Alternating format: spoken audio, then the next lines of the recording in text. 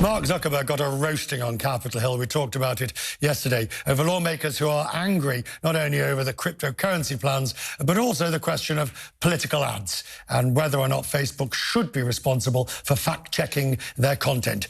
Are politicians allowed to lie on Facebook in their ads? Camille, Francois is a former Google executive who's tackled misinformation on social media. She's now working to detect interference in the US 2020 elections. She's speaking at the Mott's Fest in London this weekend. She's with me from Paris. We've had a discussion, a debate in the office about this. What is so wrong? Why shouldn't politicians be allowed to lie in their ads? I'm not saying fake news business, but if a politician wants to put out an ad that's got lies in it, that's up to his opponents to point out.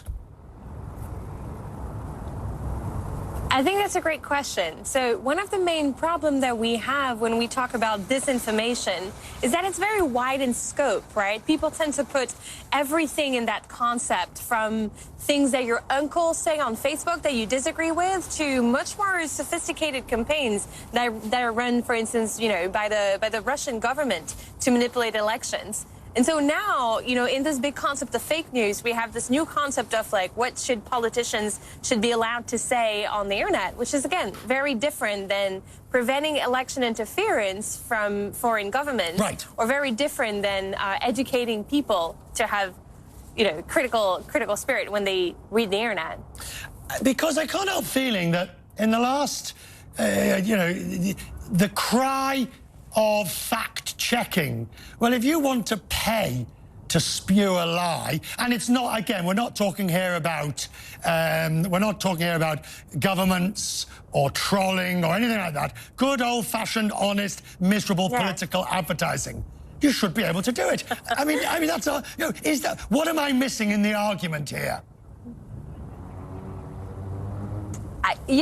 I'm in favor of free expression, of people using their freedom of expression to say whatever they have to say on the internet. But again, I think it's a very different story than finding actors who are pretending to be someone radically different on the internet with the intent to manipulate audiences, right? So, for instance, the work that we just completed found Russian accounts who were pretending to be American activists, who were pretending to be Black activists, LGBTQ activists, and who are really working to create a division and chaos and to attack politicians. That's a very different story than people, saying bullshit on social media, really. I agree. But do we stand any realistic chance of rooting out widespread systemic fraud of the sort you're talking about? I saw Facebook remove so many accounts and 250,000 followers and all of this, but,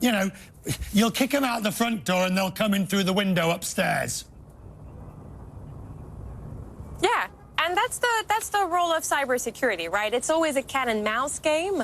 I think we're slowly waking up to the threat that our social media is being targeted by actors who are trying to manipulate their audiences, and that we just need to be on our toes and make sure we're able to detect those campaigns when they happen, to really, as you said, deactivate them and share the data about what happened.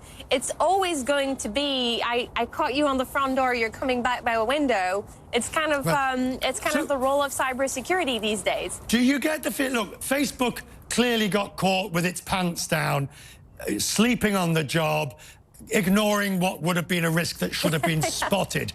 But do you believe that they are now serious at dealing with and rooting out this issue? Yeah, listen, I've been doing this type of work for a few years now, and the difference between where we are now and where we were in 2016 is enormous. In 2016, it really was a taboo. A lot of the platforms didn't even acknowledge that these sorts of activity was happening.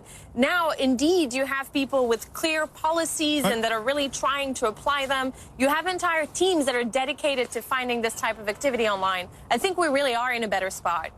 Good to have you. Thank you. Come back again. When you're in New York, come back here. We'll discuss these issues more. I appreciate it. Lovely evening tonight in Paris.